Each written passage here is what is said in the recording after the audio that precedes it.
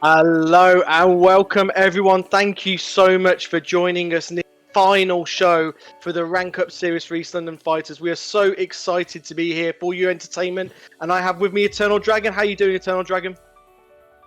Man, I'm good. It's good to have both of us back doing this again together, man. I know, man. Team 3D. Trust. Bubba Ray Studley. Eternal Demon is here, yes. get the tables. In any case, we've got an amazing show lined up for you. This has been a hell of a ride. We've all been watching all the different levels go through. We had level 4, level 3, level 2, and now we're at level 1.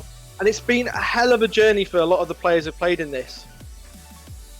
Yeah, exactly. A great new sort of format that East London Fighters put together, really getting a chance to showcase players that, you know, maybe not had a chance to show their full potential, but when they got matched up against people the same skill level, we really start to see some really notable, well, people actually start to get their name out there, because sometimes you come up against a killer in a bracket, damn, I didn't get to play as good as I thought. But, you know, having someone your skill level, having a bracket molded around what you're kind of used to playing with, it gives an opportunity of people to shine, and we really got to see, you know, Only Gingerbread, really good gig, as he's a player that stuck in my mind as really getting, you know, his name out there and playing really well. So yeah, it should be a good event, rounding off with level 1.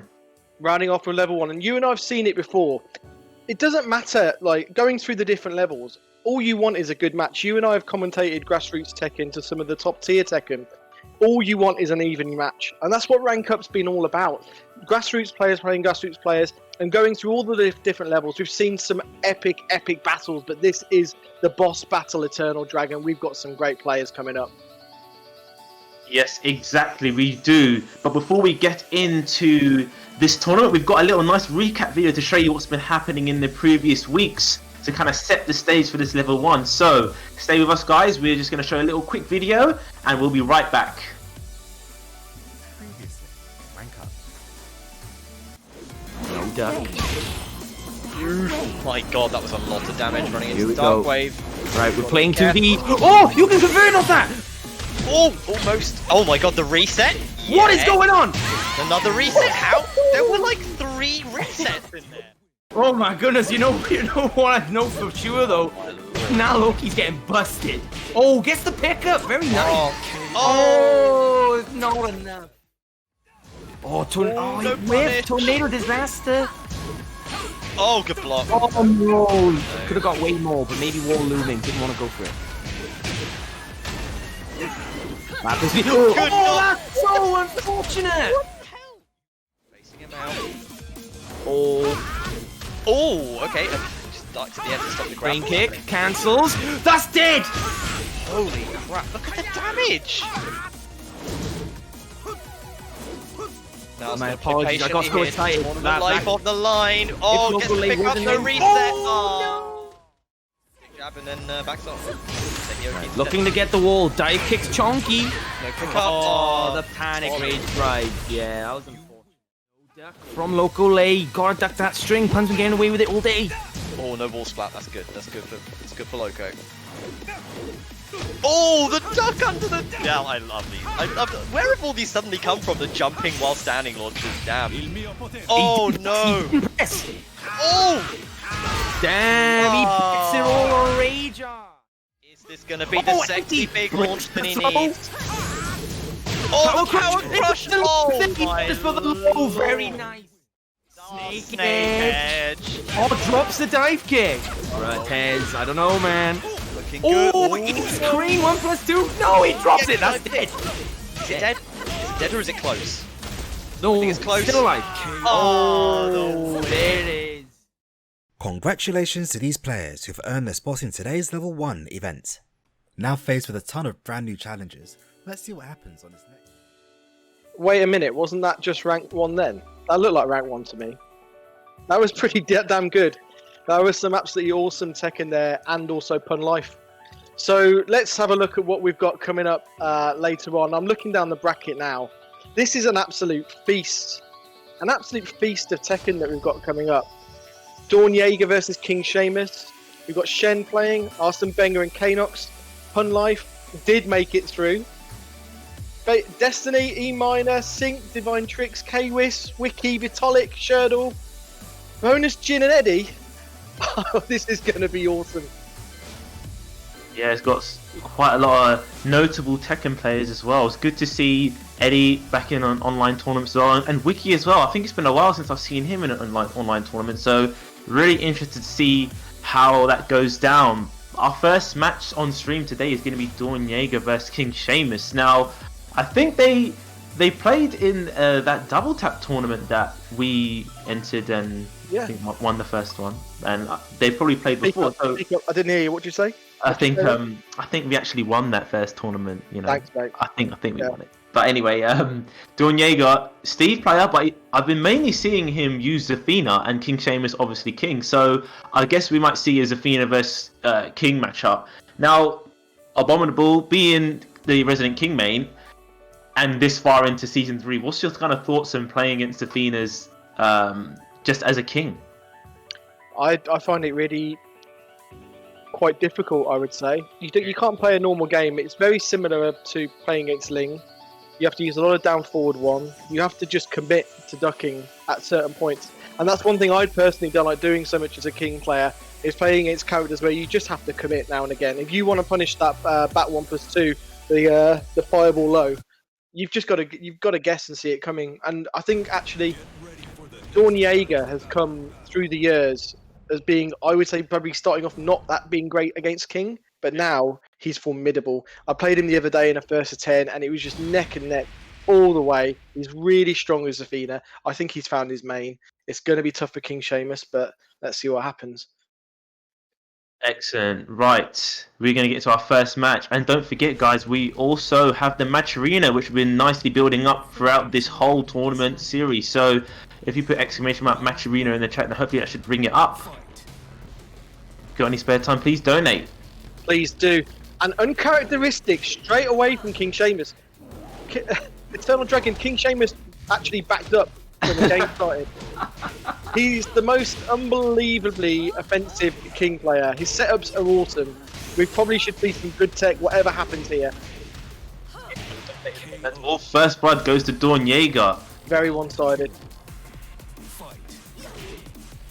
Nice down forward 2. And then we go classic King tech, down back 3 into giant swing. Will DawnJager tech this? Yes, he will. And here he comes with this running. It's very, very, very difficult when she's coming at you like that. Another giant swing, doesn't break it. Both using as approach tools like that, running 3, and KingShamus with that as well. We have to be careful not to whiff. Great step into conversion. Really great adaptation. You're low again, yes, nice block. That's usually, you see a lot of that Zafinas do that little low into another one, but KingShamus read it correctly and punished, evens it up. Great. Oh, lovely hop kick. Converts. Doesn't take the wall. Thinks it's a bit awkward with the distance. What's the tech here? Nice. Doesn't go low this time. Good, Ooh. jumping back kick. That's very important versus DawnJager. DawnJager does like to down forward one into step quite a lot. You've got to track his movement. He's got great movement. Oh, a classic, man. You think you're spacing. Oh, and he drops the combo. No way. Really unfortunate. Rage art, the rage drive. I see what he did there. A lot of people would say he was daft for going for that, but actually, if he landed that juggle, it would have killed. If he went for the normal bread and butter, it wouldn't have. Very even back and forth match. Go see, that's what I'm saying. The spacing on that, and again, both of them. Big counter hit. Just shy of the wall. Going for it again, doesn't get it. He would have had an opportunity for an infinite ground throw if he had landed that. That's what he was going for. That was a very tight game. Wasn't much that I could say. There was some significant moments. They're both kind of using their approach tools, and KingShamus came off just a little bit worse on those because he's whiffing and got punished for it as well. That unfortunate capital punishment he jumped over as well. That kind of started that first round in that very dominating way. So just a little few adjustments as well. We saw he was keeping in check with the lows. KingShamus read that low correctly, going for 2 lows in a row.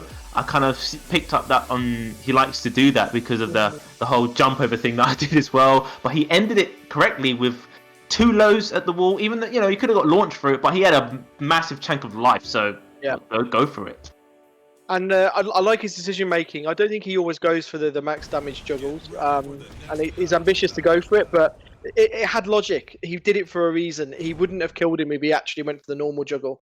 And you're right about, I mean, if I'm to be honest about KingShamus, I think one of his great weaknesses is he does whiff now and again, but he's not whiffing in his usual way. He's not falling short approach. He's just being a bit too linear in his approach. And I think if he adjusts that, and also if he just changes his character, then this is going to be interesting.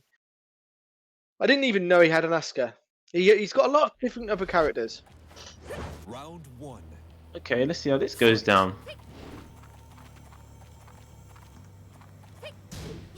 I question this decision. That game was close. Yeah, it didn't seem like it's any sort of character related, but let's see how he goes with this Asuka. Good step, nothing off of it though. There we go. First launch goes DawnJager. Get the just frame. Nice. Excellent, yeah. Goes with that mid homing. Good, just doesn't need to really overextend now. Goes for a big hop kick, but now gets floated for it.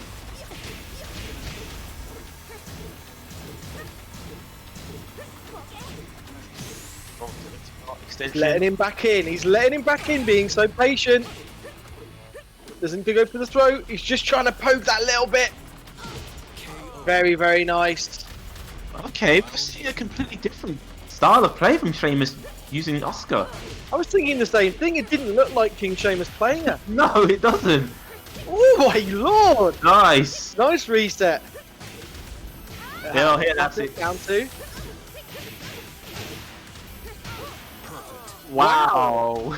Okay, Sheamus. All right, we don't know what we're talking about.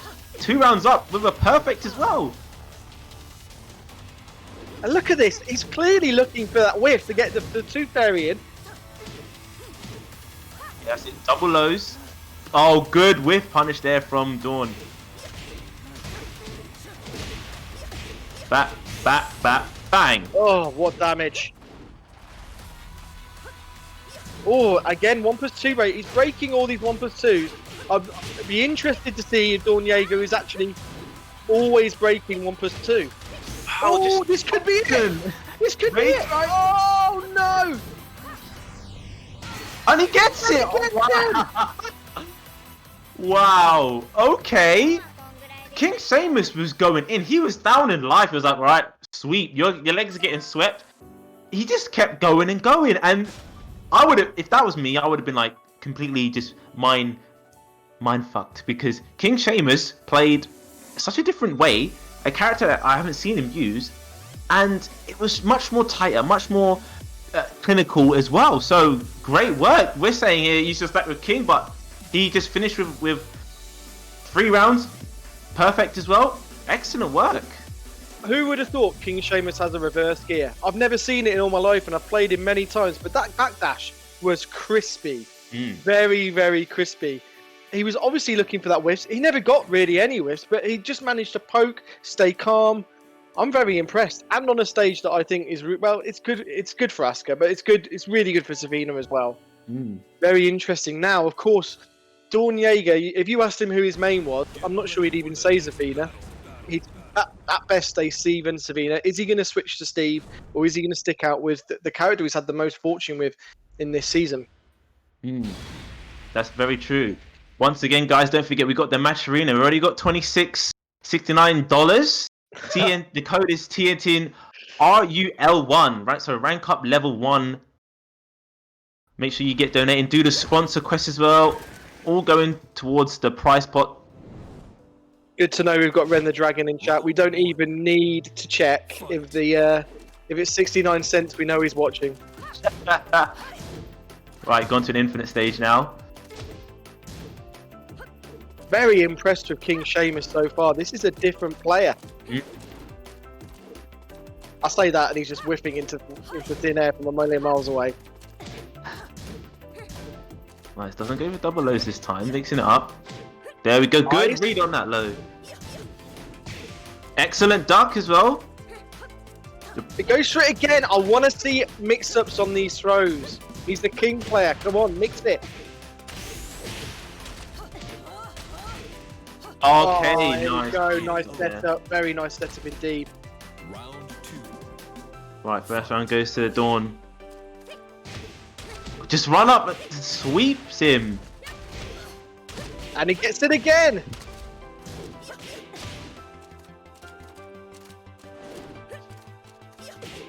Yeah, you can't do that, man. Come on, man. I can see why he's picked Asuka as well. It lets him play very compact, but also he's still got the wild style that he has. Crazy there. Yeah. All right. Okay. Mountain to climb now for KingShamus. DawnJager's really switched it up. Nice side step. Could have just launched, but cancels it. Gets the just frame. Nice chunk. Now just needs to sort of back away. Just wait for these mistakes now. Just wait. Doesn't need to do much. Good. There you go. Just wait. That bang. Oh, misses it. Oh, doesn't get. Could have got a bit more off punish of that. Yeah, it should be a lot more punishable than it is if you ask me, but you didn't. Oh, what the That's dunk! it. Yeah. Great work, and what a turnaround! A reverse 3-0 from DawnJager. Great work from DawnJager, and it's great to see as well. Like, if we look at these two players, you'd say KingShamus. He kind of came into the scene. I don't know if you recall his maiden game was at Eastern and Fighters playing against the Phantom, where he took Phantom to the final round, final game, and we were like, "There's this new guy on the scene. He's a season 1 beast." So it's quite cool to see a season 1 beast versus one of this season's beasts, DawnJager. He's really come through and come up the ranks quite a lot in the scene generally, and it was seeing the difference between the two of them is really interesting. Good work to DawnJager, showed a lot of character there to get through a very difficult opening match versus KingShamus. A key moment is a sweep. So it was getting him a lot of mileage, but just when the desperation comes out, DawnJager's been swept a lot. He blocked it and he got launched. So I think Asuka, he's onto a good thing with Asuka. She let him play a bit more fundamental, but there was enough crazy, as I said. But then it kind of, as he started to get worn down, he started to get a bit more crazy. But I like what you see. Definitely, I would say keep that now. Keep that as a legit secondary, because that was excellent. And while we're at it, guys, we just want to shout out the top contributors. So we got Sam Ding donated $15. Excellent work. Thanks for donating to the Matcherino. Like I said, guys, please donate. We've already gone up to $42.70. And there's loads of sponsor requests on the side. There's the G Fuel. Just click on them, retweet. Free money to the pot. I have to shout out the community, because before we used to sort of rag on Tekken for kind of being the stingy community. There would be Matcherino, there'd be stuff to contribute, and nothing. But it's been a complete turnaround. You guys have really come together, you know, not even just donating your own money, doing the free stuff, and really started to make it about the community. So yeah, shout out to everyone doing that. Big shout out to Sam Ding as well for contributing. I'm really looking forward to seeing him later with you, and I'm looking forward to when we do the next bonding. He's a great commentator. He's another guy who's just come up through the ranks, and he actually ranked up, didn't he? Did it? Or he did really well in tournament. I noticed that he played really well in one of the. I don't know if it was level 3 or level 2, but he played a really strong showing. Yeah, he is good. He was good. Great commentator, and yeah, it'd be good to see him on as well. Indeed. Now, interestingly, I'm seeing quite a few DQs in the bracket. Shen was playing a play called Proximoron. Proximoron's been DQ'd, so Shirdel versus Shen in the next round. That'll be a hell of a game. Okay. We've got Pun Life versus Rachel Gold coming up. Sin is DQ'd versus Tezzaron, so Tezzaron goes through to winners quarterfinals. The Dusty DQ'd versus Destinuy. Wow, Destiny's had a god run, and I don't think he's played a game yet. E Minor's also DQ'd, so Destiny's into winners quarterfinals. Okay, wow. That's really interesting. Well deserved for Destinuy there. He's another guy. He's one of the hardest working Tekken players I've seen. If you when COVID wasn't in place, you could visit any tournament in the country. You'd have Destinuy there playing. Yeah, I did play him. Yeah, I played him offline at Revolver as well. Yeah, he was always there, always down for games. It's a shame about these DQs as well, especially for the level 1. But you know, we still have a great show coming up with a lot of great players. I think the next match we are going to have is it Razagul for Pun Life? It is versus Pun Life. I think they're having grey bar issues between them. Not sure.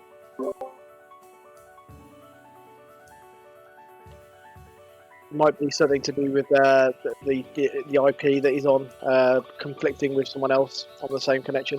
Oh, we've just got a result in. Arsengbenga versus Knox. Arsengbenga 2-0. He's going in against BonusJin. Great to see District G BonusJin playing. Really, really interesting Nina play. Really, really good to watch. I've got a funny story about Destinuy actually. Do you know the LCQ, the Lockdown League LCQ that I played in? Yeah. I thought I haven't played in a long time. I might have a little like session with someone. So I looked down my Steam friends list. Destinuy was online, and I actually had like a 2-hour set with him, just playing just for the Lockdown LCQ. And I think he was one of the reasons why it went okay for me, because he just really sharpened me up. When we first started playing, he was just bodying me so hard. Like, kicked off a lot of rust with him. Such a good player. Really just think about the game in a lot of detail. I see big things for him. Excellent, yeah, really good to see, man. He whipped you back into shape, man, for that run. He whipped me hard.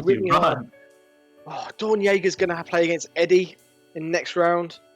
And whoever wins that has Vitolic to wait for. We've got Sync versus the DivineTricks so coming up. That should be a really good match. Sync is another player that's been consistently playing, really getting his name out there and improving as well. So the fact that, you know, really representing Lee, don't see too much of Lee action as well. So yeah, I'm really looking forward to that. I always love seeing Lee and seeing Sync from, I think the first time I actually played him and saw him was Sakura Fight Festa. Was that 2019? And ever since then, just seeing him consistently play, consistently improve. So yeah, really good showing. Hopefully we can get that match as well. He's, like, I would say that Sync's of that wave of younger player that reminds me of Kane and Trench. The other guy I would say is probably Immortal Soul. They don't play like young players. They play quite defensively and fundamental based and fundamental heavy, rather than just like learning all of the cool things you can do with your character and just like playing quite gimmicky. They actually have gone to the effort of learning tons of legacy knowledge about the game, learning defense. And all three of them do something that I've noticed quite similar, is that once they've got rage, they spend the rage drive almost immediately. They never want to go around where they have the rage drive if they had it.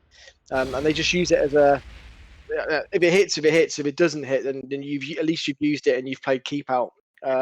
Very, very similar. And we've changed up game because we weren't able to, so we're going straight in to BonusJin versus Arsengbenga. Excellent. And also we get to see that the random select is in a full effect, because look at now it. they've had that update. We see that beautiful question mark. Such a small thing just goes such a long way with this damn game. Honestly, man. Honestly, it's just the small things that count. Again, that's what she says. And here we go. This is a great match. This is another new school versus old school game. Well, let's see how he does in this one. Good pressure against all, big boot. Hey, doesn't get much off of it.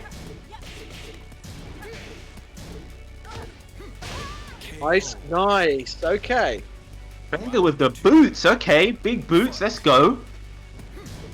They're both quite offense-heavy players.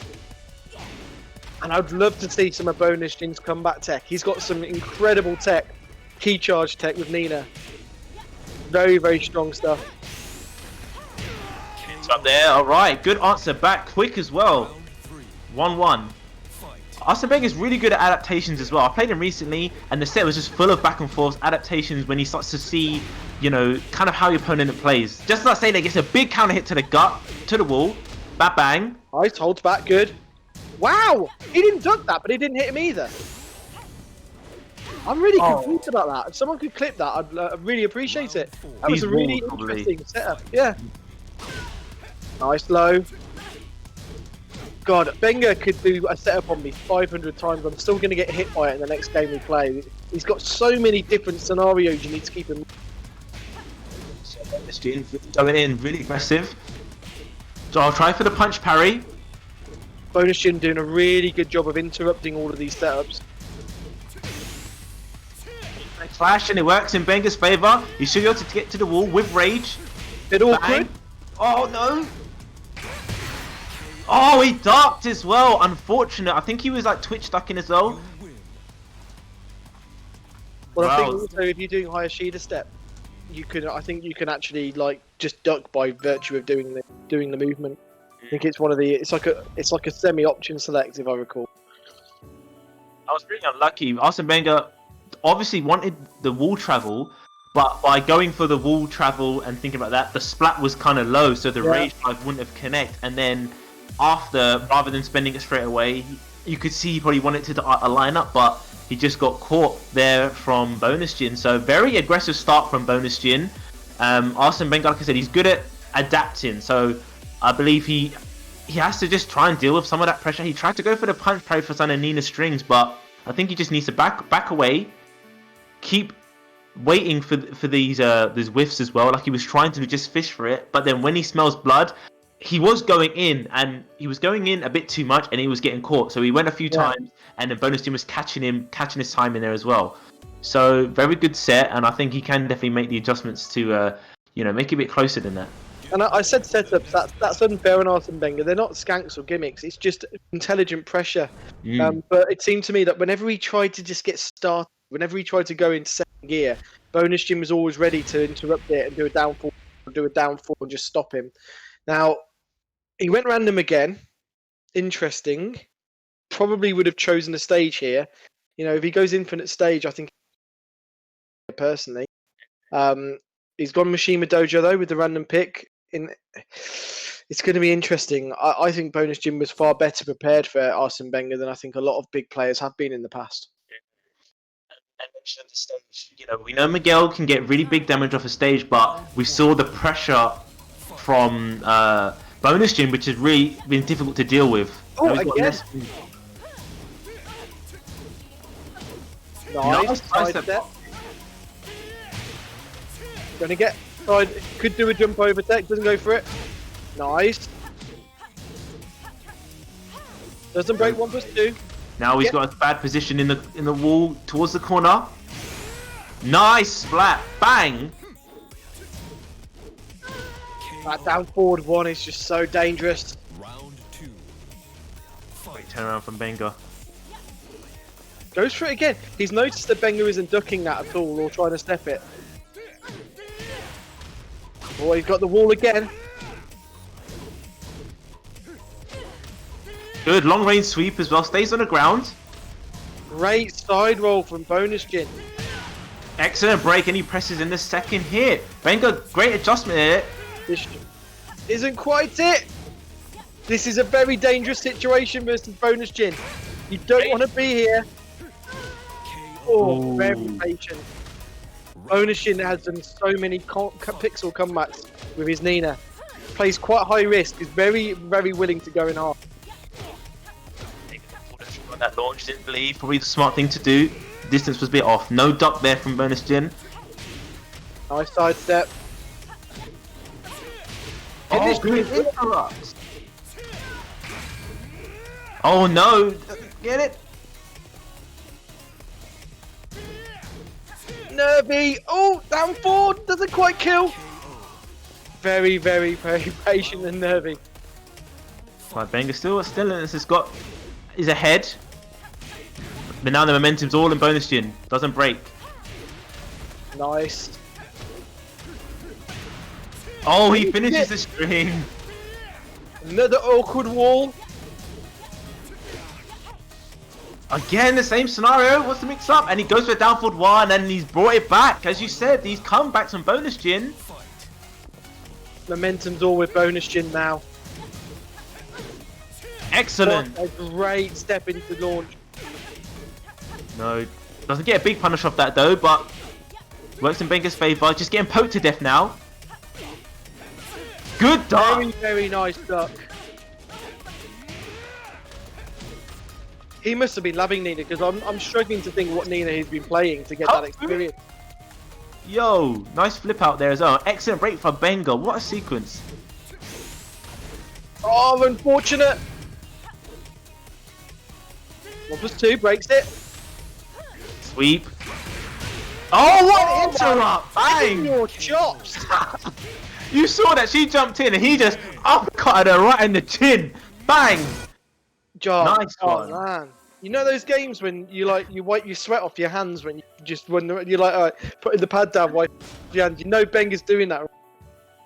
I can't believe that. That timing. He that's unreactable. He just had a sense that the BonusJin was coming in and he went for it. And what a great moment to do that. And BonusJin, he had all that momentum. Yes, it was 2 rounds all. But BonusJin was looking by far the stronger player in those previous 2 rounds. Great from Arsengbenga to do some more adjustment. Yeah, as I mentioned, he's good at adapting. He was ready to. He didn't break all of them, but when it mattered, he broke the throw setups that BonusJin was doing. And the key moments of some of those rounds were those sidestep hop kicks where he was reacting to the setups and the string that he was doing in the previous rounds. So he learned the timing, and those 2 hop kicks start off a round in a good way. So that means BonusJin has to come back. So great work from Benga. He made the adjustment. Now it's up to BonusJin to try and just figure out. We'll see what stage that we've gone to. Okay, so he's picked it. face. Oh, so interesting. That's the stage he would have gone for. Anyway, he got it on random select in the first game. So okay, in we go. Now his wall game is so strong. It's going to be an uphill struggle for Benga, I think, just based on how strong his wall game was. But Benga's, as you said, the adjustment into just being patient, sidestepping and launching feels like the right thing to do, rather than trying to chase the game down himself. Yeah. Excellent. Very nice. Oh no. Again. Still got a really good life lead. He went for the. You need to stay ducking for quite a while with that move. It stays out for quite a long time. Oh, those fibers, those corona fibers just in his face. Are you going to rename that? Poison Mist? Corona Mist? Corona Mist. Nina and Yoshi infected. Just... These guys, they're dropping a fair bit. It's definitely a nervy start. +2 break. Nice. Oh no, Benga was going to sidestep. He got caught with a second hit. Oh, okay. The thing I love about the 1+2 break is if you get the break, you switch positions so their back against the wall. You're rewarded pretty well. Okay, that's the second time he's got hit by the second hit of a few strings. I wonder if Benga's going to catch on to that. Good break. Get launched. Crushed. Nice. No, holding back. Hey, Oh my lord, what's happening? boy. Oh, my heart. Okay. Neither of them want to finish their dinner. There we go. Corona Mist. That's what it's called now. Counter hit. Bang. Gets the wall. Didn't expect it, I don't think. Goes for it again, gets it. Oh no. He's so Wow. ready to go down fourth, final round. Let's go. Who's going to take it? Nice. Fortunate Big in chunk. a way. Goes on a sweep. Side wall there. Right to who's going to take advantage of it. Nice stuff. No. You need to hold. It's very, very difficult. It's like Wall bounce. you need to stay down for a while. No, race right. Oh my lord! Oh, that was so unfortunate. Benga got he got the wall bounce. The combo drop there was so unlucky, and then he tried to challenge the tackle with the rage drive. Oh my lord! Oh my lord! I can't believe. So unfortunate for Benga. Both of them were dropping a hell of a lot. It was weird because in one, they were both playing so well. There was crisp movement. They were sidestepping at a nice time. BonusJin's use of down 4. I mean, I didn't expect he could use it as well as that to get out of a lot of the pressure and setups. It was beautiful. But then once they got in, they were dropping left, right, and centre. Mm. Oh wow, that was just back and forth. Sorry, we're just gonna sort out the stream, guys. Get our faces in line. But yeah, adaptations that we saw. The stage really worked in his favor there because just the pressure at the wall from BonusJin was just working out a lot. But saying that, Benga did benefit off of it, but when it mattered, there was a few drops here and there. And I really feel that wall bounce was so critical because I'm pretty sure he had rage, so he had the rage damage. So he could have had rage art, rage drive, but he just didn't get the combo, and that's all BonusJin needed. And a lot of these rounds were dropping combos and coming back and dying for it. Where, you know, sometimes you make these combo drops, but whoa, I won the round, so we can forget about that. But they both kind of was on this receiving of missing the combo, missing the drop. I noticed Benga was finishing a few strings to catch BonusJin on the second and third to get counter hit. And just when he went for that final string at the end, the third hit, I think is a bit too much. And the 2 hitting strings, BonusJin was pressing. But when there was 3, the last hit was a bit slow. He tried to hit him with the double axe handle, and he was getting interrupted. Unlucky there, but very good back and forth match. Great match. Both players seemed very, very evenly matched. And you're right. One thing I really like about Benga's play, I think this part of this comes from his sort of love of MMA, is that he switches his timing quite a lot, and he knows the maximum delay that you can do for his combos, and he weaponizes a lot of Miguel's combos in that way that a lot of other Miguel players don't, because he really has a feeling for the last second he could press the button, and it always makes you wonder whether he's going to finish it. Very, very difficult guy to play against. Yeah, that is very true. Guys, thanks for joining us for Rank Up Level 1. We have got $46.19 in the prize pool. So, Ren, you need to make it right. It's not 69. It's make it right, please. And then we've got the G Fuel sponsor quest. Do all that good stuff. You know, it's free. Make sure you guys keep donating. Thanks for all the other ones as well in the previous Rank Up series. Really shout out the community for, you know, contributing. Bebop with the $15.51 as well. Thank you. Excellent commentator, great lay player as well. Indeed, very, very strong lay player. He's been. I've been training a lot with him recently. And the guy's just getting better and better. Really, really strong. Very difficult to play against. I say, right, a good set of him as well. Really kind of showing me about lay, you know, just kind of get into the gritty of what is he doing, because kind of neglected him a little bit. But yeah, he's a good player, man. Really representing that lay as well. And yeah, so we're gonna get into our next match. So who have we got coming up next? Let's have a look. We're syncing. I didn't get to see, so this is. I saw DivineTricks. I think I saw DivineTricks. Yeah, so I think it's the Sync and DivineTricks match. Okay. I can't wait to see this. DivineTricks Oki is so good. He's really leveled up. Spreading to the other. I was playing it Spironic, and he was doing jump over setups, side catches, all sorts of nasty stuff. They're cross-pollinating. It's turning into this sort of the Ling Collective. You guys can have you've done it now. The Ling Collective. Alright, let's go. Sync versus DivineTricks. Sweeps. Nice. Excellent timing on that as well. Yeah. They were both looking for that spacing. Nice interrupt there. Oh, that ball is just so good.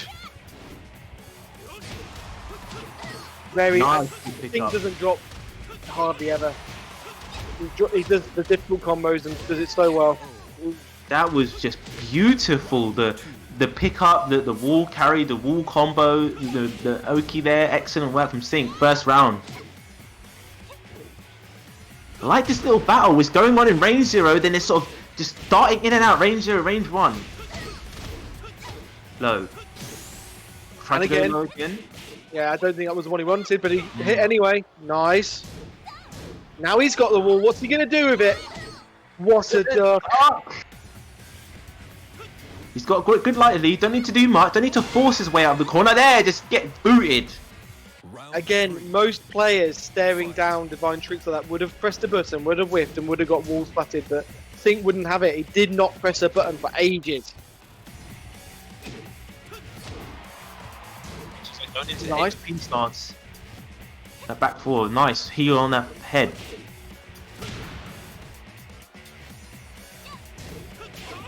What Good. Tekken. Yeah. Nice Bang, back. bang, bang. Trying for power crush. Good punish there. Awkward at the wall, still gets something. What a low parry. Excellent. Needed that. He needs to finish this round. Oh, awkward at the wall. Oh, Divine still Trick not has dead. to press the button. He has to press a button. It's the only way to win. Look, 5 seconds. What's happening? No. Oh, down for one. Wow. I know exactly what's going through DivineTricks' head there. Sync's keep out is horrible to play against. His back four, his timing, his jab. He is so hard to play against when Sync wants to play keep out. But I think he needed to bite a little bit earlier. Range there, so he had the range for the damage, but as you said, he just wasn't pressing, and I think he was at the keep out. He didn't want to get hit, didn't want to get poked to death. Really good work from both players. You know, Sync was pretty much in control, but DivineTricks started to fight back towards the end. Woo! What a game. I tell you what, just watching the movement between these two players gets me going. You can tell just to watch it straight away. You don't even need to see them press the button. You're like, okay, this is a high level game. These guys are strong players. The way they move around each other is just so good. That they're employing his use of his back four just to keep, because her going into AOP, just the hitbox that they move was just hitting him. So he was using that as a good check as well. Great work from Sync. Now it's all about how DivineTricks is going to adapt. You know, is he going to random it or is he going to pick the stage? Let's see. Okay, Mishima Dojo. So in that match, Sync got the better of the wall exchanges, got really good wall splats, really good wall oki as well. So we'll see how it works in DivineTricks' favour. Classic Lee, let's go. Round one. Fight.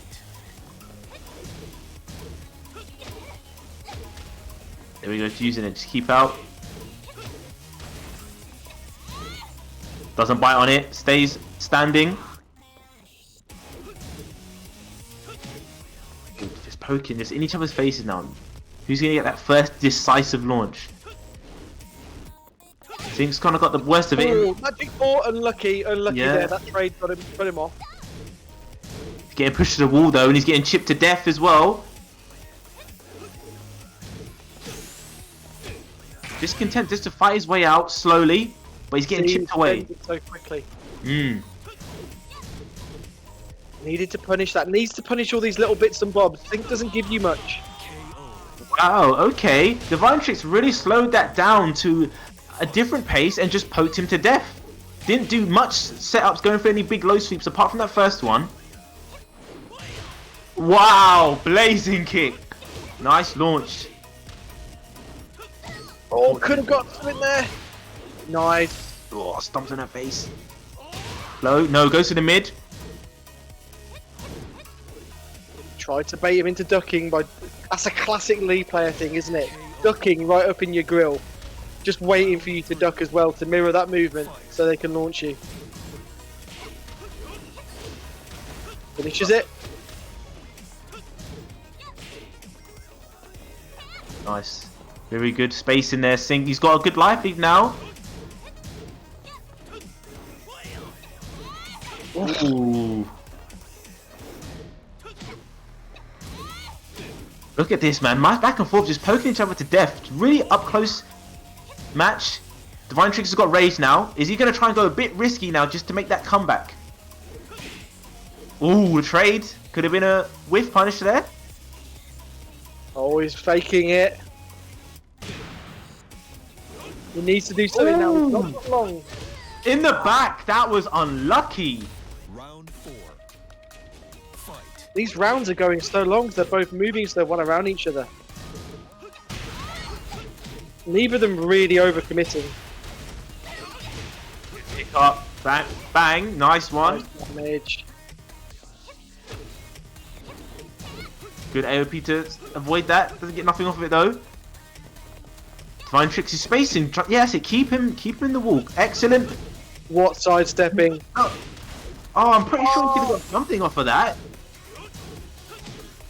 Just does nothing. Just goes straight into AOP. So what's he gonna do now? He's gonna have a setup. He spends his Rage Art. It probably won't kill, will it? No. What's he gonna do? Okay, give him one mix up. Bang. Oh, double KO. Oh my god. She tried to go underneath it, got kicked in the back, and she hit it. Oh, okay. Wow. Okay, interesting. I'm really interested about the decision of the Rage Art. Obviously, he did give himself one mix-up, but I think Ling's Rage Drive, it's almost, the threat of the Rage Drive is so dangerous. You give yourself one mix-up anyway, in that case, whatever you do. It's just so dangerous, especially if you've got them boxed in like that. Interesting decision. It just, the movement from Sync was excellent. Sync is good at winning and not taking it that many risks at all. He's very, very good at that. He played super well then. He looked very strong. Yeah, that was a really good battle of one of the more fundamental games of Tekken spacing, range control, stage control as well.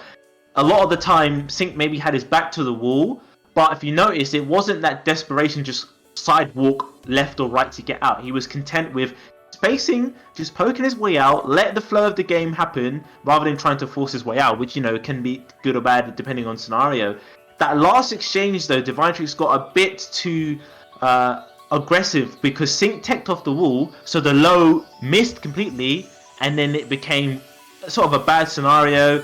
Sync just strike first with the Rage Drive, and he took the round. Unfortunate, it drops down into the losers. Still in it, though.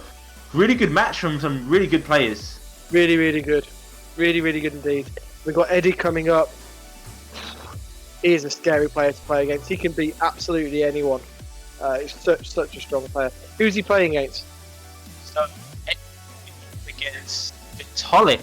So, Edddyy took it 2-0 over DawnJager, and Wiki, unfortunately, got DQ'd, so he won't actually see him today, and he's going to get Vitolic. So, another great match coming up for you guys.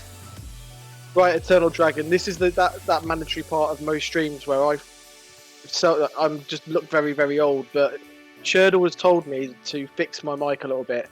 I'm going to go through the settings right now, and chat can just laugh at what an old idiot I am, because if this goes wrong, you might not be able to hear me. Okay, so I'm doing what he says. I'm going to do this. Can you hear me okay? Yeah, we can still hear you. I can still hear you. Right, Shirdel, I might have actually done it. I hope you're proud if I have done it. Yo, Okay. Old man figuring out tech. Oh, look, I'm the technical one in my household, but then I wonder how we even managed to, like, survive, because you guys make me feel so damn old. Okay. So, as we see Eddie waiting there for his opponent, I'm just looking through the losers bracket now. Let's take a moment to have a look at that. Oof. DivineTricks versus KingShamus. That's kind of a legacy belong type match. Arsengbenga versus Punlife in the first round. An elf face-off. That I would love to see. And the winner of Arsengbenga versus Punlife has the mispleasure of having to face the monster that is Shen, who got beaten 2-0 by Shirdel and winners. So Shen is a waiting beast in losers right now. Very, very difficult, as you would expect in rank 1. Exactly. Arsengbenga and Punlife, another classic match. I'm pretty sure they play in a lot of tournaments though, so we'll see how that one goes down. Guys, again, reminder, we got that Matcherino, $50 in it now. Thanks to everyone for donating. Remember that code TNTRUL1 is the free code to donate to the Matcherino. Thanks for everyone doing that. We got sponsor quests. I'm pretty sure there might be even a survey down there, or maybe not. There's the G Fuel stuff. Retweet that stuff. Add some money to the price, but for free. Yeah, let's just keep building. Let's keep it rolling. Plus there's the East London Fighters gear, which is really, really good stuff. Okay, so, oh no. Okay, so we got Fakam Ram We got back around. Yeah, Eddie does have. I have seen him. He played in some PS4 tournaments and did use fucking rum the whole way as well. So he has got some adjustments and hitbox stuff as well. I've seen varying different videos on Twitter of kind of how they work out, but still the character is a strong character. So we'll see how this unfolds. Fucking rum. Look at this beast standing over Katarina. Let's go. He looks like he's seriously been playing Pokemon because you know that he has like tons of pocket characters and they're all like a first Dan monster character. But did you notice that he had nearly 1,000 wins already with Fucking Run? So he's clearly been playing him a hell of a lot. Hop kick. Oh, combo drop, but oh no, he didn't pull the trigger on the second hit. Oh, what a kick parry! That, jeez, Muay Thai, God, that, see, there's a kick parry sick. Like, I He just did it at the end, like, just to remind us to say that it was a kick parry. He's like, he showed us, like, guys, did you see that? That was sick. I love that, man. Nice. Oh, what a duck. Oh, get to the wall as well. Oh, nice. No, that's it. Yeah, good punish. Unfortunate that hop kick. Round 3. Fight. 2 quick rounds there from Eddie. Very, very quick rounds indeed. Look at that conversion. Awesome. Oh, the pressure, man. Wow, these Nice. rounds are going to go quick no matter what, aren't they? Look at this. He barely started. But no, it doesn't get launched. Looking for the kick parry. Again.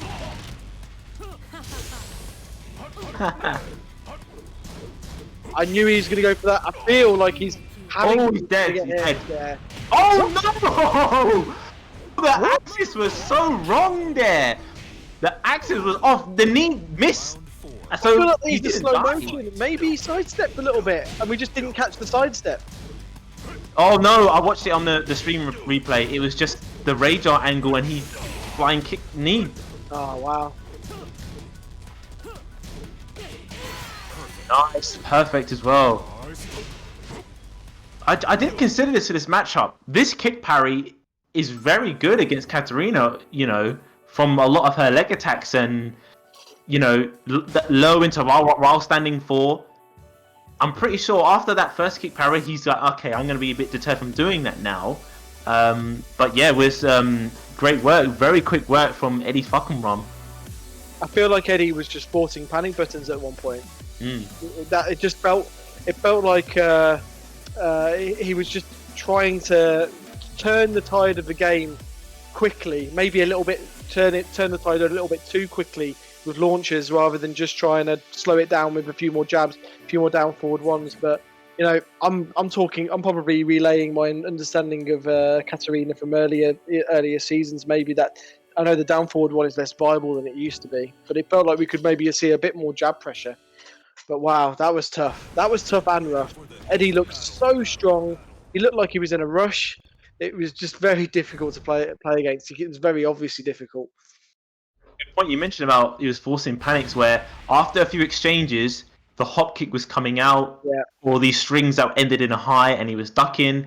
And I guess that really offensive, oppressive nature. And he's really mixing up fucking Rum. You know, fucking Rum isn't a tricky character in a way of like a Leia or Yoshi, but when you start to flow with him, he can get really oppressive because he's got that Samsara cancel. He's got the unblockable setup as well. He's got these really long limbs.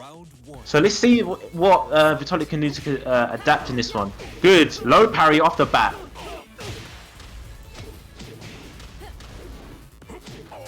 Unfortunate, bit slow there. Full crouch low. Definitely throwing more hands now. Good Nice break save. and still in the wall.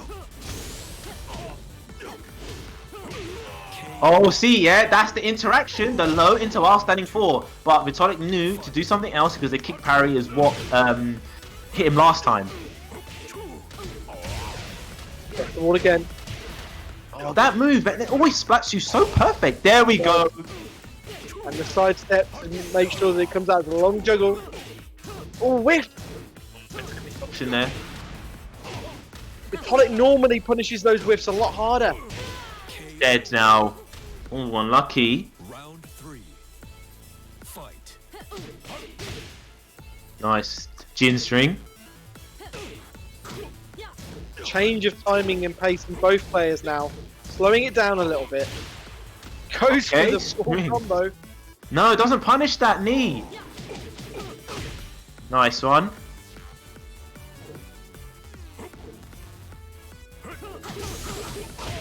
Controlling the space a lot better now.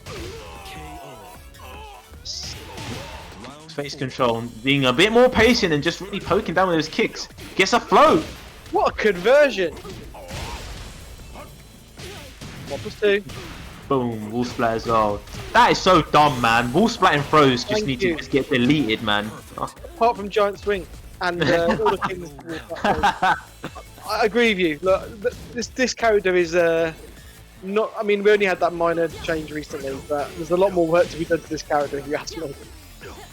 It's a shame, man. He's sick. He's a sick Muay Thai fighter. I hate when they. Dude, he's totally sick. He just Yeah. he's still a bit. I mean, Yeah. he's more interesting than Leroy at least. Anyway, there's a second game going on apparently. Yeah. 1+2 goes, steps it, doesn't punish it.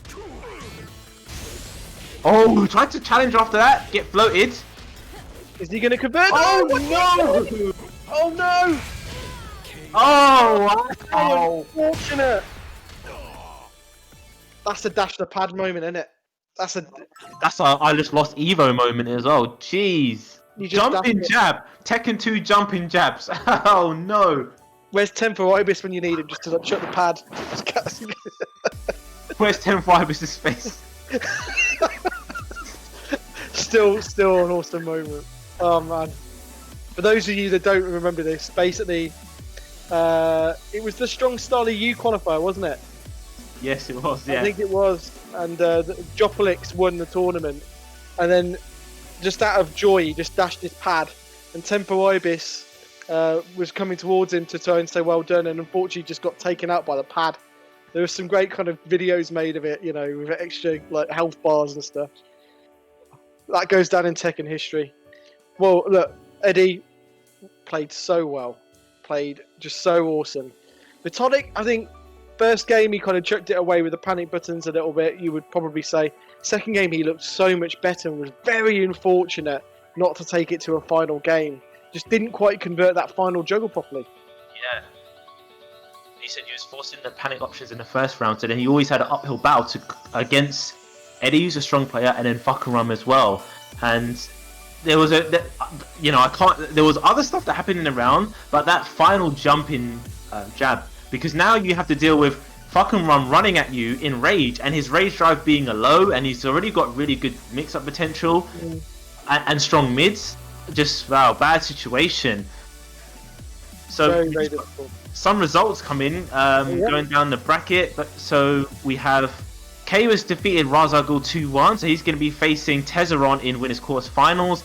Fate x Destiny will be playing Sync winners quarters finals. We just saw Eddie progressing into winners semis. Let's have a look at losers bracket. So Arsengbenga took it 2-0 over Pun Life. Oh, that would have been a good match to see. Classic match. And he's going to be facing UIU Shen in losers round 2.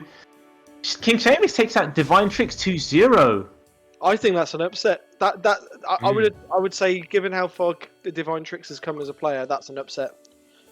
Yeah, I would agree with that. versus Ling as well. I mean, it gets a little bit harder playing against Ling. So especially with the amount of throws Shamus has to do. So well done there. Then Minor obviously didn't attend. So KingShamus goes round to losers round 3. He will play the loser of Shirdel and BonusJin. Extra reason for Shirdel to try his hardest against BonusJin, because I know that Shamus and Shirdel have some really, really close games at times. Right, interesting. So we're progressing nicely into this tournament. Some really good back and forth matches.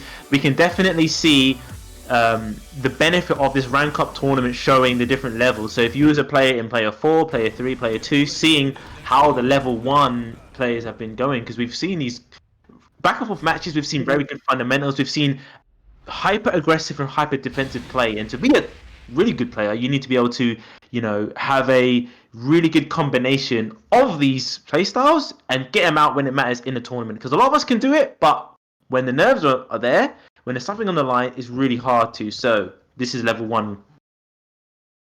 I was just thinking to myself, Eternal Dragon, Hammerhead is one of those stages where even if the question mark wasn't there, I'd instantly assume that it was random pick because no one picks this stage themselves, do they? It's like the Negan stage because you just can't see the walls in some angles. It's quite frustrating.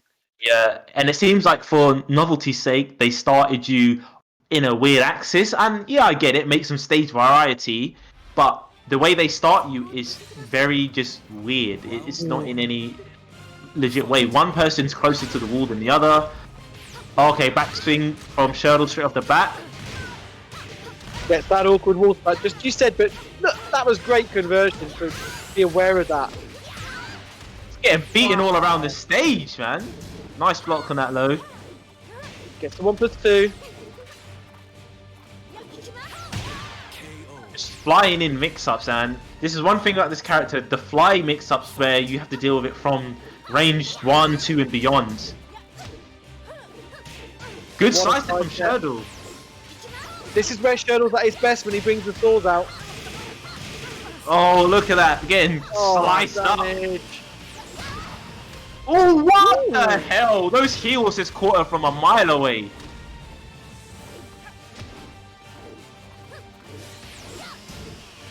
Bad position now for BonusJin. Back against the wall against Fernal. BonusJin definitely going for the wall jump there. 1+2 break, very nice. Catches him. Wow, this match. Nice. Very strong start from Shirdel. Just a jab punish off there. That's it. Float juggle to the corner. Counter hit.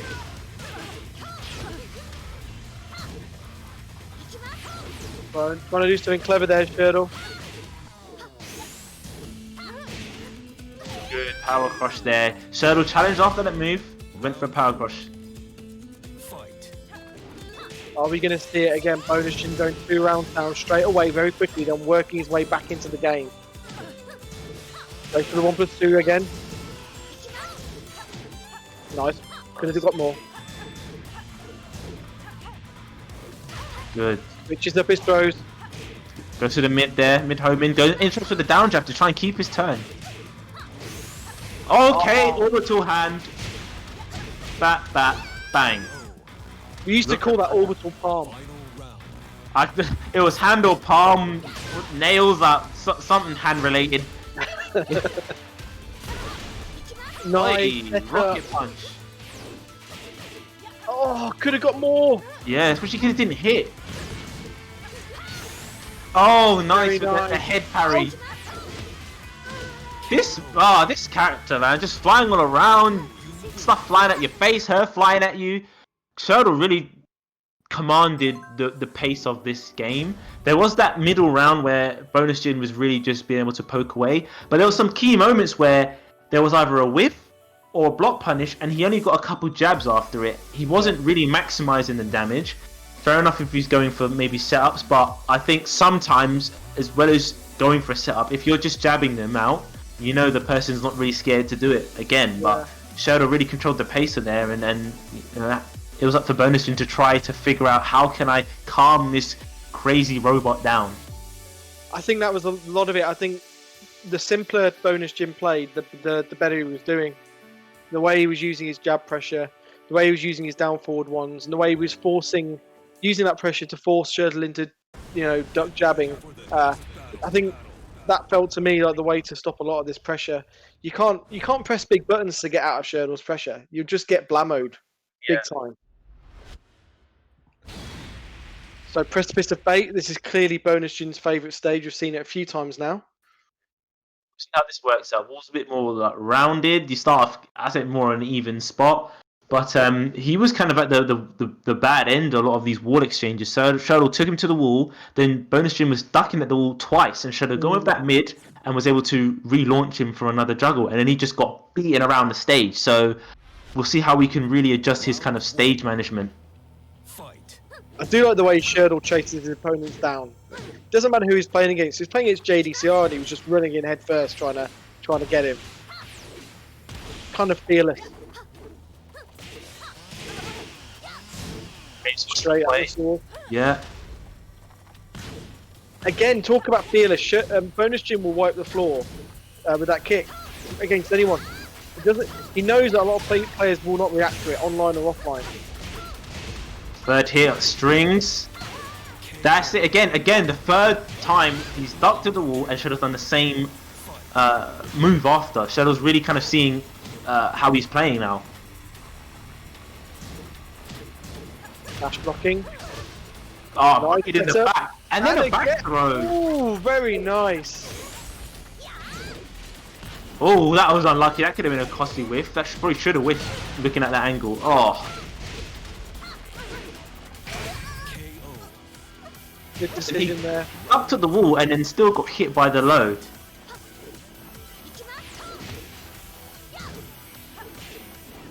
Oh. BonusJin been a bit unlucky with the reads on Shirdel's entry. Yeah. Oh, whoa! Jeez! And he converts. I've not seen him do that before. Oh no, I mean, he could have been a bigger whiff because of that.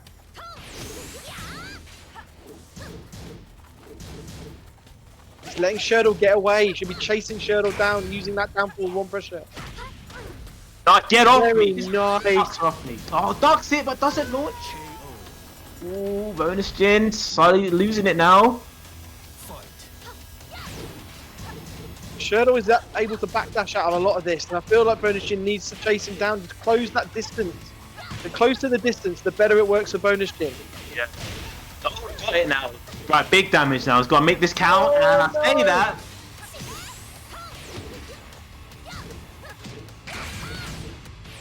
Spends it. Oh, backswing blow. Sidestep. Gets him, that's it, I think. Ooh. Wow. Steals that round back. Shirdel really utilized Elisa's excellent movement.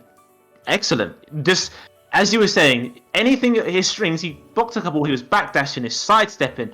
Her movement was just amazing. And then you have to deal with her aggressive movement, which is her flying in and dashing in at you. He just cycled through all of what you expect of Elisa. I like the way he used the chainsaw as well. The really pressuring tool. There was a few times though, he used the chainsaw and was stuck in the animation while BonusJin was to the side, and BonusJin just again woke up and did a couple jabs. He didn't go for something a bit more, risky to try and launch, but maybe he wanted to keep it safe. But yeah, Shirdel really controlled the pace, and unfortunate loss to BonusJin there. BonusJin will of course be facing KingShamus then, as we said earlier. I think the lesson I took away from that was that when they were both pretty even in the neutral, but then when one of them got in, when Shirdel got in, he was all over him and wouldn't let him get out to neutral for quite a long time. But when BonusJin went in, he was letting Shirdel get back to neutral quite quickly, and he was kind of almost throwing it away a bit quicker as a result. So Shirdel just kind of showing a masterclass of getting in and doing all your damage as much as you can in one go. Yeah, exactly. Guys, we got some results as well. So Arsengbenga took it 2-0 over Shen. Interesting. And then he's progressing on to lose round 3. We have K-Nox DQ vested, so he's going to be playing against Vitolic, who dropped down that we saw. So that's the other losers match. We're just waiting on a couple of these winners bracket matches to see who's going to be facing Arsengbenga and DawnJager. They are waiting for matches in losers round 3. So the loser of KWES vs Tezzaron will go and play DawnJager, and the loser vs Fate, Destinuy and Sync will be going to face Arsengbenga. I've got to say, I feel a little bit sad we didn't get to see Shen on stream. And also a match with Arsengbenga. I wonder if they both use Miguel. Yeah, that's it. Miguel mains. Damn, that's unfortunate.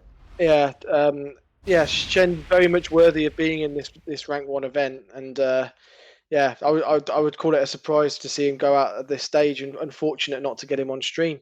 So Arsengbenga will be waiting for the loser of Q, which is this game right in front of us now.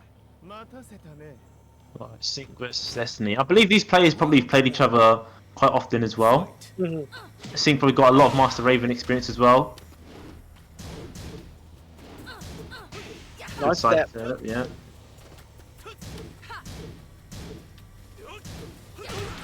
Okay, there we go. First big launch there. The Magic 4. Goes mid this time.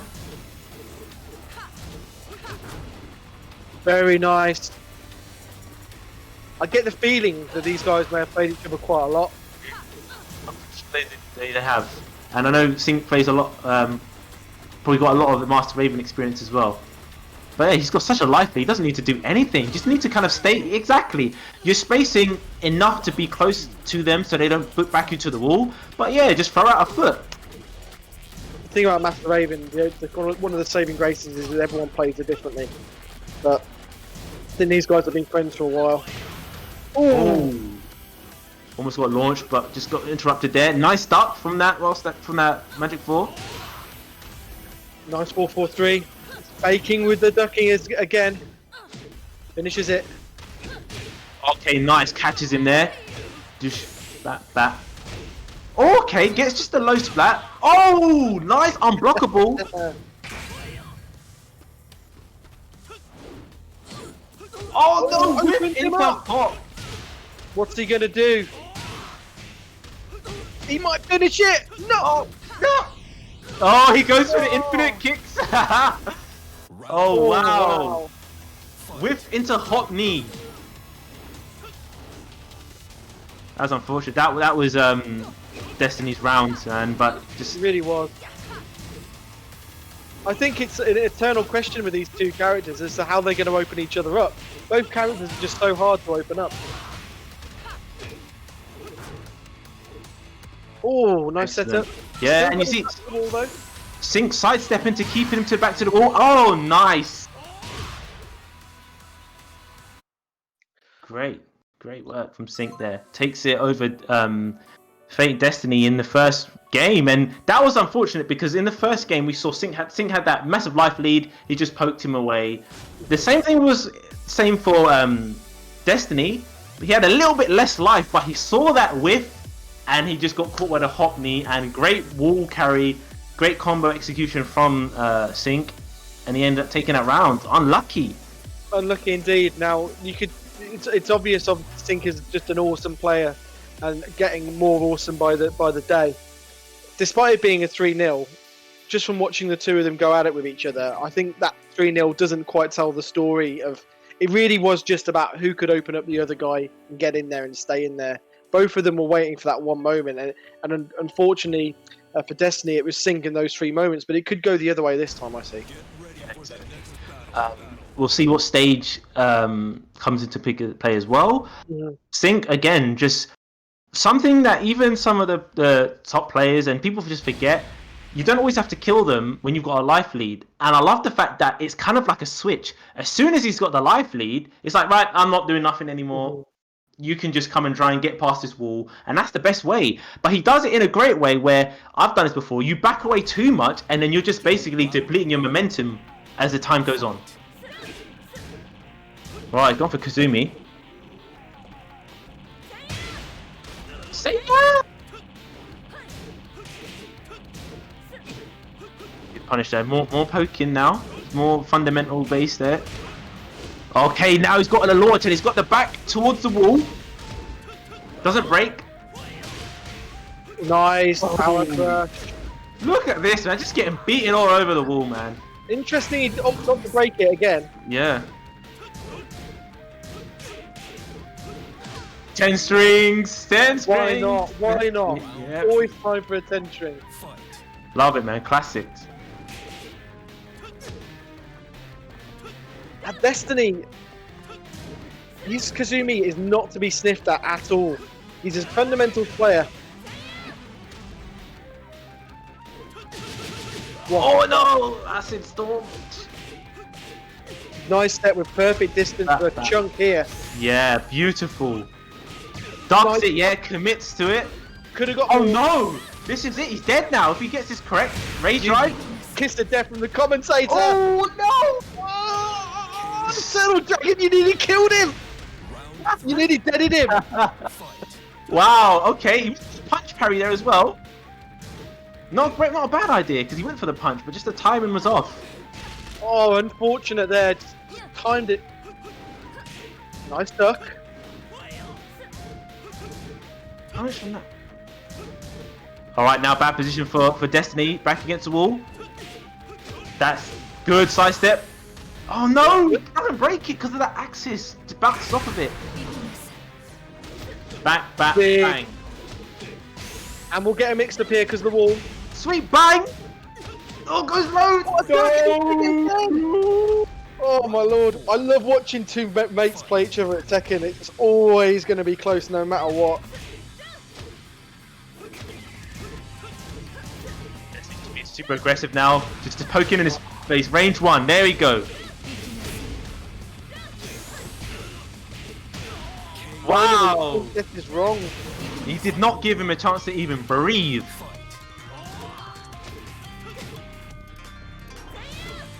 Maybe that's the key. He's playing Sync's game by being so defensive. He's just aggressive now. We got that round quick, but just got launched. Oh, could have got some in there and would have got the breakable wall if he did. Nice duck. Oh, needs a bit more. Come on. Oh, there we go. Nice timing. Nice break. Oh, that jab. He backed away because that move has a little bit of pushback at the wall. The mix up. Goes for Oh, the he's throw. That is it. That is it. Ooh. Nice time to go for that. He hasn't done it once all day from the matches we've seen. What a Very, great match. very strong from Sync. That was a good match. As you said, the first game and even this one doesn't show how close it was. That was a really good match and just Sync controlling most of it. But that round to me was so... the one before, you saw how quickly Destinuy came back in its 2-2. And he was just really super aggressive. I know there's a threat of the Magic 4, but timing it right, he didn't get hit by that and he ended up dominating. But then the next final round, it became another spacing and kind of a more ranged battle. And that's where Sync's comfortable there. He's very good at it. He's got great keep out and it just kind of seemed that it was playing to his style. It was always Destinuy catching up to how he was playing, and he controlled the momentum, he controlled the stage there as well. He was always in the better position from the stage and the wall threat as well. So yeah, Sync progresses. Yeah, I think you're right. I think Destinuy could have afforded to put Sync in the mixer a lot more. I mean, and that's credit to Sync. Even I, having played Sync over the last year or two, I've noticed his reactions, his defensive knowledge, and his just general conversion of punishes. It's so strong that you don't want to get into a game of spacing and whiff punishment and ducking the mid-highs. You're going to lose against that. You want to do what you do best. And I think he was playing great with Kazumi. Could have gone a different way. We still got that match arena building up slowly, thanks to all the donations. We still got loads of sponsor requests there. Remember the code TNTRUL1. This is for the level 1 series. Nice little price pot for the players there. Let's have a look at some of these donations there as well. Thanks again, Ren, always with the direct contributions. You know, keeping it to... oh, it's not 69, it's 89 now. You know, you need to change that. Sam Ding with a $3.10 as well. Let's have a look. Sam Ding, $18.60 in total. Thank you so much for the donation. Thank you indeed. Oh, now we've got a good match coming up. K-Wiss versus Tezzaron. Tezzaron's been a wrecking ball lately. Yeah.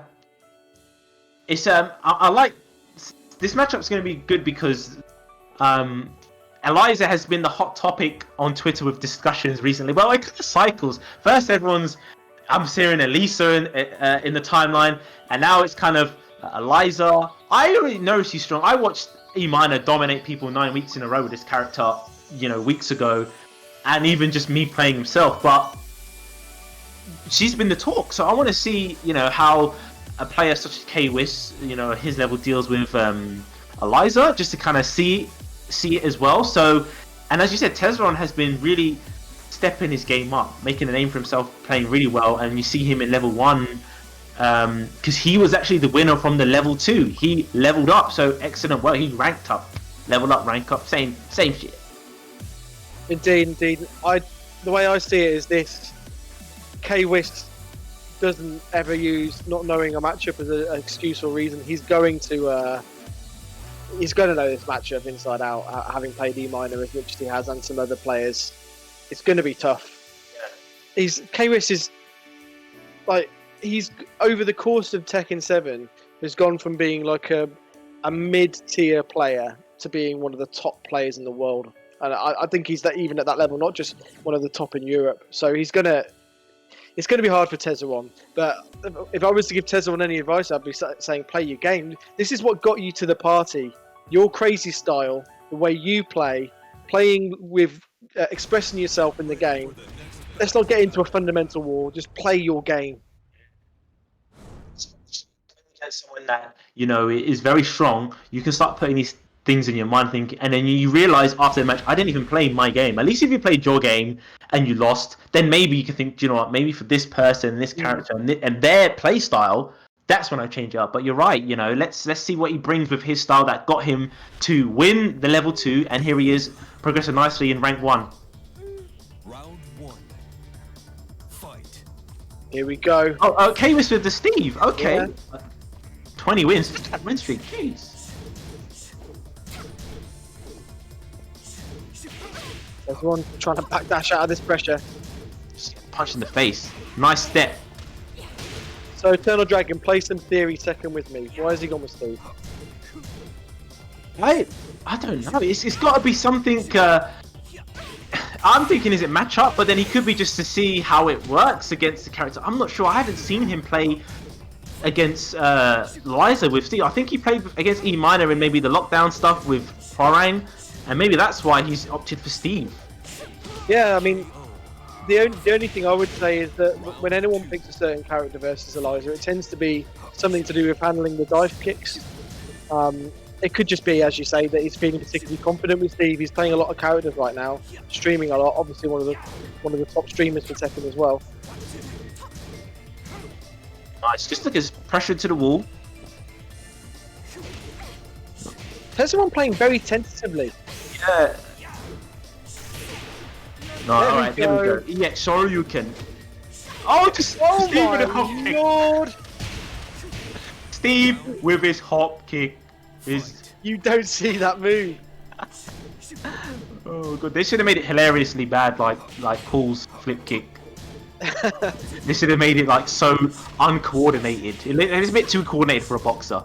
I associate delayed hop kicks with K-Wiz these days. When he gets blocked a big low, he'll often do a delayed hop kick with Hwoarang. I've been online, amazing feat as well. I know. Wow, Ooh, just getting clobbered. Round 4. Fight. Nice. Needs to be going for these crushes a bit more, I think. Also the run punish. Oi, jaw gone, teeth gone. Yeah. Good break on the throw, yeah. Want to see some backdash stepping here.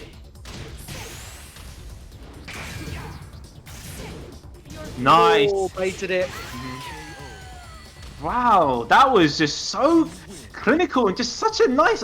That was just that beautiful boxing. He just punched her up, pressure to the wall, waited for the whiffs, baited. That was just clean. That was just clean. Very clean indeed. Very clean indeed. I mean, I marvel at the players who can play Hwoarang, a very deep character, to such a high level, and then pick a character like Steve that is again super deep, and just get them up to Tekken God Prime like that, and then use them in tourney. That's amazing. It's really, really good Steve as well. It seems to be a thing with Hwoarang players where they, or Hwoarang and Steve players can play Hwoarang and Steve, and it's like they really love that Tekken 5 intro about them fighting and just kind of they live that. False God is another Steve that plays Hwoarang, and that just comes to my mind as well. And like you said, very unique character. Ricky's picked him up as well, if I recall. There you go, man. It's just there's lore stuff right there. But you mentioned earlier about Tezzaron. There wasn't too much crazy. Maybe he was a bit thrown off from the Steve. But Kwis, you know, great choice to pick Steve in that. He didn't do nothing, you know, devastating. It was just like a boxer just beating you up badly, man. Just Right, picking moments to press and when not to press, and I think like, playing against the 2D characters, not pressing buttons is kind of important in a lot of scenarios. So, yep, okay. So he's chosen. The music on this stage. Please tell me that someone's changed the music. Oh yeah, they have. The music is changed. Classy, very classy indeed. There we go. Jump back dive kick to the wall. And this is definitely going to work in the lights of him. You know how strong she is on walled stages. Well, that's why you picked the stage clearly. Very, very nice indeed. Already paid off that stage pick, getting that chunk right at the start and converting so well. Finishes it. Yeah, it's just pressing buttons on wake up there.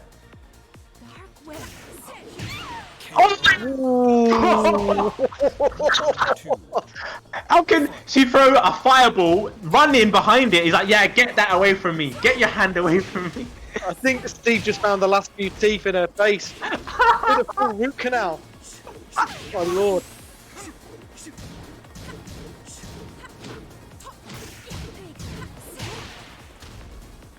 Right, Tezzaron, he's got rage. He can have a big combat now. He's got the wall behind Kwis as well. He's gonna go for something, surely. Can't be pressing buttons. All Kwis is doing is finishing his combos, Yeah. right? He's just, you can't be pressing buttons like this. He's obviously trying to wait for that kind of back 1-2 moment, just something to get in. Oh, still Finishes it again! Oh no. Oh! Oh, you said he's known for that. He dropped it, but it's Steve. Oh my god. That was clean. Very clean. Wow, Kwis was just like a clean play. He read the lows. He launched him for it as well. We saw that Tezzaron was able to start something just by getting a launch on the stage, and he started off with something, you know, very what you'd expect from jump back dive kick. That's what started it off. That's what he got the damage there. But just you know, unfortunate that Kwis was just so good. I'm watching on that hot kick drop as well. That would have been sick. But he was just clean with his play. Like you said, he knew when to press and knew when to just kind of wait. And he didn't get. I think he maybe caught one EX Shoryuken, but the 2 times he baited it out, you know, he was just waiting him to fall down and just punish her. So great work, Kwis, progressing on to this tournament. He made those Moonglide mix-ups not look scary, which is a feat in itself because it can be scary, especially when you're low on health. But yeah, he just played brilliantly. Yeah, well, wow, that was a hell of a statement performance on stream, and very, very nice Steve indeed. I think we saw 2 things there. I don't think Tezzaron played his own game at the start. He did later on. That combo at the start of the last game was awesome. That's something that he's probably been doing in lab for a while.